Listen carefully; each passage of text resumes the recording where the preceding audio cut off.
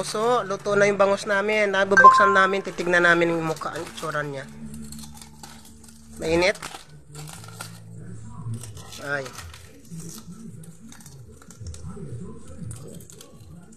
Nahirapan magbukas si Novi, pero yan. Aroy, sarap. Ayun oh, makatas-katas siya. Sarap niya. Hindi siya sunog mga kangoso kasi nakabalot po siya sa dahon ng saging. Ayan. Ayan. Sarap. Ayan. Luto na po siya mga kanguso. Mamaya lalantakan na namin ito. Ayan. Sige de. Sabor. Ayan si Chef Novi. Oh. Ayan.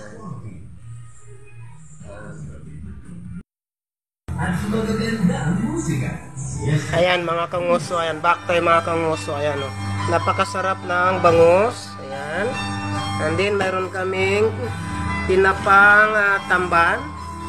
Mayroon kaming pipino kinilaw. Mayroon kaming kinilaw na ampalaya with radish. Ayan. Ayan mga kangoso. Ang sarap ng aming pananghalian. With radish.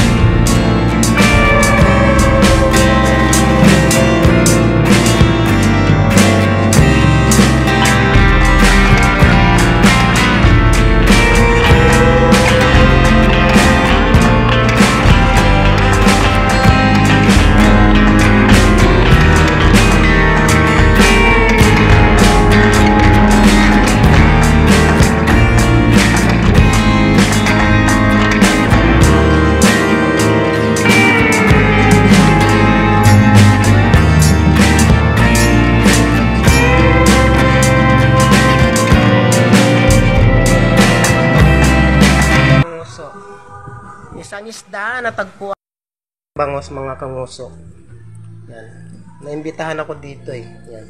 Anong isda nga yan doon? Itong isa yung Kalapato. Kalapato. Yung nakabalot sa doon ng saging bangos po yan. Para hindi po siya masunog. Ayan si Novi. Yan. Yan. Itutur ko kayo sa bahay namin ha. Bahay ko to eh. Bagong pagawa ko to. Ito yung lababo. Yan mga angkin ako ng bahay. Yan. Yan po. Ito po ang labas ng bahay. Ayan.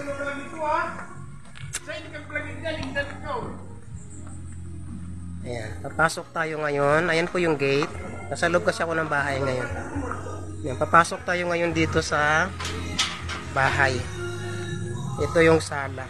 Dahil nakalock, aakyat na lang ako. Aakyat ako kasi nakalock.